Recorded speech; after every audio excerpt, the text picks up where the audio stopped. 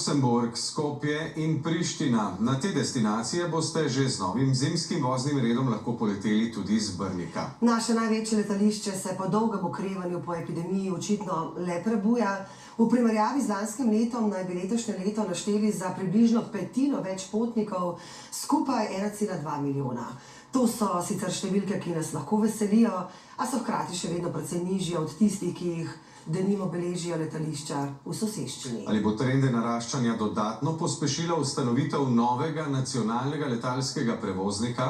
Na ministrstvu naj bi se v zadnjem času pogovarjali z več različnimi investitorji. Podrobnosti Tadej Grešovnik.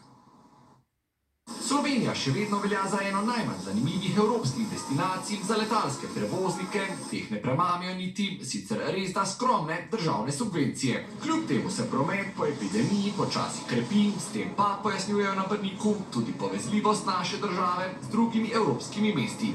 Kaj potnikom prinaša nova zimska sezona? V primerjavi z lansko so novi leti Luxera v Luksemburg, Vizera v Skopje in pa še leti v Prištino.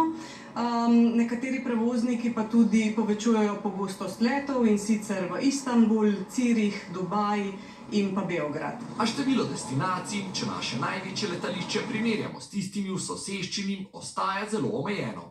Slovenija denimo ostaja edina članica Evropske unije, ki še ni uspela prepričati in v državo privabiti znanega irskega nizkocenovnega prevoznika. Predpraznični ponedeljek prinaša vsega 16 letov z Brnika. Za primerjavo zagrebškega letališča je in bo danes odletelo skoraj 4-krat toliko letal, skupno 62.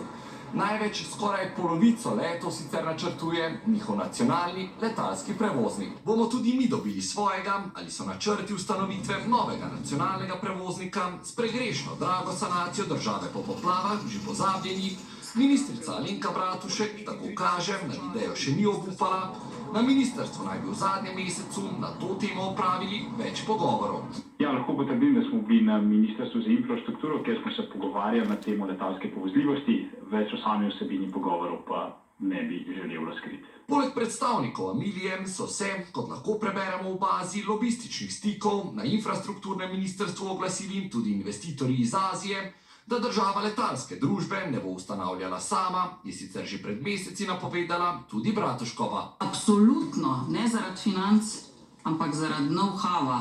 Samo z strateškim partnerjem. Ni variante, da se to podjetje vzpostavi iz nule. Da idejo o ustanovitvi nacionalnega prevoznika podpirajo, so doslej večkrat poudarili tudi v Fraportu.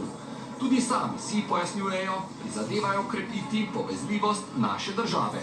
In lahko že dve novosti tudi napovemo, sicer leti v Rigo s prevoznikom Air Baltic od maja naprej in pa prevoznik Lufthansa bo z marcem okrepil letenje v München, leti bodo na voljo vsak dan in sicer 2-krat na dan. Prav okrepitev že obstoječih linij naj bi bila tudi najpomembnejša naloga morebitne nove nacionalne letalske družbe. Ta bi, če bi se vlada za to na koncu odločila, sicer lahko začela leteti v drugi polovici leta 2025. Kaj pa Slovenija sporoča svetu s podporo humanitarni